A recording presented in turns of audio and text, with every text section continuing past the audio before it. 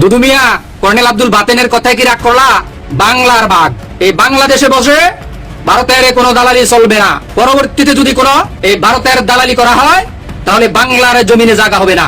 দর্শক, আপনারা দেখতে পাচ্ছেন যে কটূক্তি ও বিস্ফোরক মন্তব্য করায় গণধোলাই খাচ্ছে বিএনপির ভাইস চেয়ারম্যান শামসুজ্জামান দুদু। বিএনপি নেতাকে গণধোলাই দিচ্ছে সাধারণ জনগণ মিলে। হামলার শিকার হয়েছে বিএনপির ভাইস চেয়ারম্যান শামসুজ্জামান দুদু। গতরাতে উপজেলার নাজিরাবাড়ি এলাকায় ঘটনা ঘটেছে। পুলিশ জানায় হামলায় তাদের 3টি গাড়িও ভাঙচুর করা হয়েছে। 71 মিথ্যা না, 71-এর উপরে এই দেশ 71 কে বলে? যারা 71 মানে না তারা সারা পাকিস্তানের দালাল। শাবাশ মাননীয় প্রধানমন্ত্রী তারেক রহমান, শাবাশ। এক কথায় অসাধারণ একটি কাজ করেছেন। আপনার কাছ থেকে আমরা এটাই তো প্রত্যাশা করি। একটিবার আপনাকে স্যালুটও জানাতে চাই। কি করেছে প্রধানমন্ত্রী তারেক রহমান দেখুন।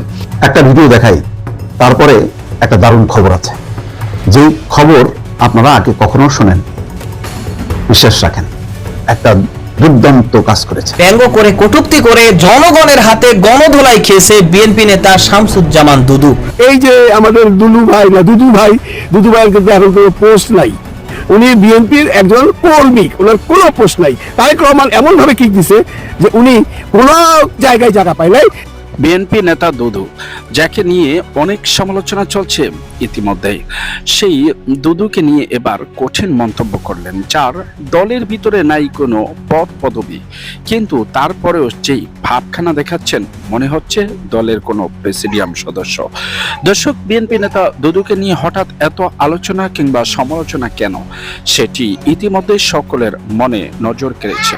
বিস্তারিত দেখাবো আজকের এই ভিডিওতে, তাই ধৈর্য সহকারে সম্পূর্ণ ভিডিওটি দেখবেন। এরকম নিত্য নতুন ভিডিও পেতে চ্যানেলটিকে সাবস্ক্রাইব করে পাশে রাখা বেল বাটনটি অন করে দেবেন প্রত্যেক মুহূর্তের আপডেট নিউজগুলো পাওয়ার জন্য। তো চলুন দর্শক, একের পর এক আমরা বিস্তারিত তথ্যচিত্র আজকের ভিডিওর স্ক্রিনে দেখে আসি। দুদু মিয়া, কর্নেল আব্দুল বাতেনের কথায় কি রাগ করলা? বাংলার বাঘ এই বাংলাদেশে বসে ভারতের কোনো দালালি চলবে না। ফেস টু ফেস ওপেন বলে দিয়েছে। পরবর্তীতে যদি কোনো এই ভারতের দালালি করা হয় তাহলে বাংলার জমিনে জায়গা হবে না। কর্নেল আব্দুল বাতেনের মতো লক্ষ লক্ষ বাংলায় জন্ম নিয়েছে বাংলার বাঘ। বাংলাদেশে কোন রকমের ভারতের দালালি চলবে না। যার মুখে উচ্চারিত হবে 71, বুঝে নিতে হবে সেই ভারতের দালাল। কারণ 71 সাল ছিল একটি গান্ধীর ফাতানু ফাঁদ। এই ফাঁদে বাংলাদেশের মুক্তিযোদ্ধারা পা দিয়েছিল।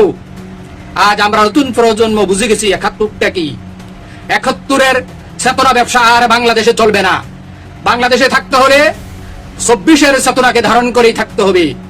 এই বাংলাদেশ রেজিস্টারের মাধ্যমে ভারতে চলে গিয়েছিল নিজের জীবন দিয়ে।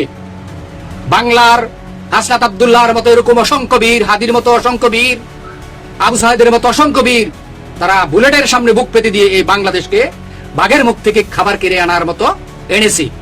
এই দেশে তোমার রাজনীতি করার কোনো অধিকার নাই। এই দেশে রাজনীতি করতে হলে 24-এর চেতনাকে নিয়ে রাজনীতি করতে হবে, আর না হয় এই দেশে জায়গা হবে না। এই কথা মনে রাখিও। তোমার মতো শামসুজ্জামান দুদু, তুমি আজকে তুমি বলো এনসিপি কে ফরসাবের সাথে বেশি যাবে। তুমি কে? তুমি কোথায় ছিলে এতদিন? যারা এই দেশকে রক্ত দিয়ে ছিনিয়ে এনেছে তারাই এই দেশে রাজত্ব করবে। তোমাদের রাজনীতি করার কোনো অধিকার এই বাংলাদেশে নাই। এটা তো মনে রাখবা। ভারতের দালাল এই দেশে থাকতে পারবে না। প্রত্যেকটা ভারতের দালালকে আমরা খুঁজে খুঁজে বার করব। যার মুখে শোনা যাবে 71, সেই ভারতের দালাল, ভারতের রাজাকার। এটাই মনে করতে হবে, বুঝে নিতে হবে।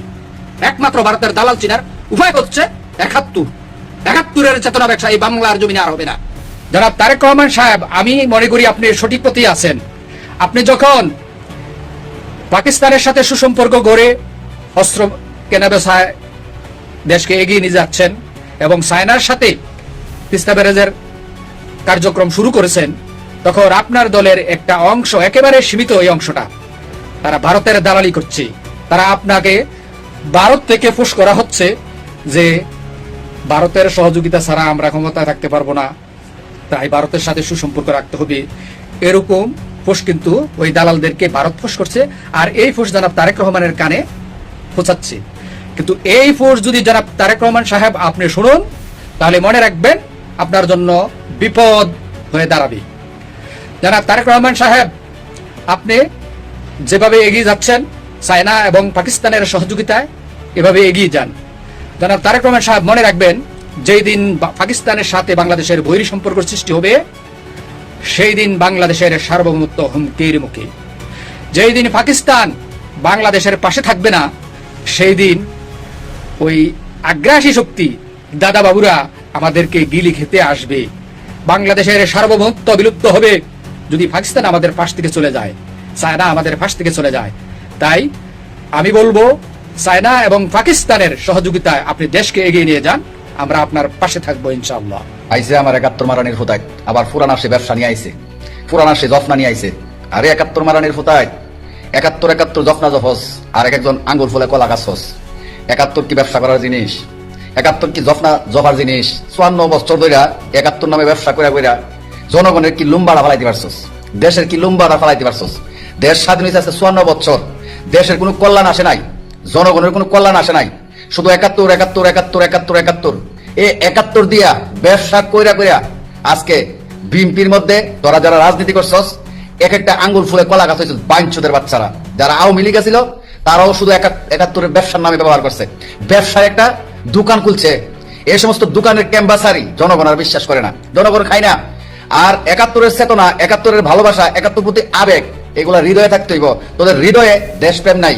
যাদের দেশপ্রেম নাই তারাই শুধুমাত্র 71 বাঞ্চুদের বাচ্চারা। আরে ওই বান্দির ফুলারা, দেশের কল্যাণে কি করছস, কি ভূমিকা রাখছস? জনগণের কল্যাণে কি ভূমিকা রাখছস? তোদের জীবনে এই দুদু বাঞ্চুত, তোর জীবনে দেশের কল্যাণে কি ভূমিকা আছে তুই দেখাতে পারবি? জনগণের কল্যাণে কি ভূমিকা আছে দেখাতে পারবি? সাব্বাস মাননীয় প্রধানমন্ত্রী তারেক রহমান, সাব্বাস। এক কথায় অসাধারণ একটি কাজ করেছেন। আপনার কাছ থেকে আমরা এটাই তো প্রত্যাশা করি। একটিবার আপনাকে স্যালুটও জানাতে চাই। কি করেছে প্রধানমন্ত্রী তারেক রহমান দেখুন। গতকালকে বাংলাদেশে ছিল পবিত্র ঈদুল আজহা, অর্থাৎ কুরবানির ঈদের দিন। কুরবানির ঈদের দিন নরমালি সারা বাংলাদেশের পাশাপাশি ঢাকা শহরেও পশু কুরবানি করা হয়। তো এই পশু কুরবানি করার পর অনেক বর্জ্য জমে থাকে, পুরো ঢাকা শহরেই নানা জায়গায় বর্জ্য জমে থাকে। তো এই বর্জ্য অপসারণ সঠিকভাবে হয়েছে কিনা তা দেখার জন্য আজকে প্রধানমন্ত্রী তারেক রহমান সাহেব কাউকে কিছু না জানিয়ে চুপি চুপি গাড়ি নিয়ে বের হয়ে পড়েছেন।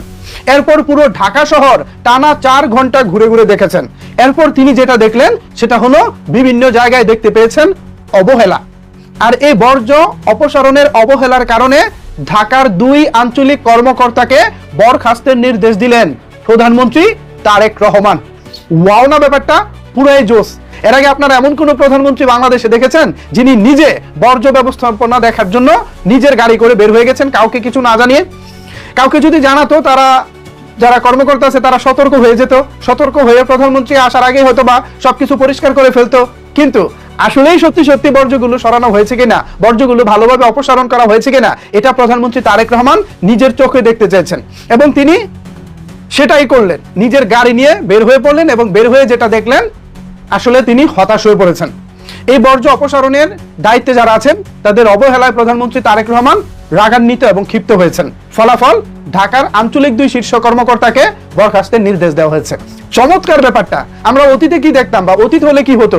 অতীত হলে দর্শক এতক্ষণ পর্যন্ত যারা আমাদের সাথে ছিলেন আপনাদের সকলকে জানাই অসংখ্য ধন্যবাদ। আর যারা ইতিমধ্যে আমাদের চ্যানেলটিকে সাবস্ক্রাইব করেছেন আপনাদেরকে ধন্যবাদ। যারা চ্যানেলটি সাবস্ক্রাইব করেননি তাদের সকলকে অনুরোধ থাকছে বিশেষ করে আমাদের চ্যানেলটিকে সাবস্ক্রাইব করে দিবেন।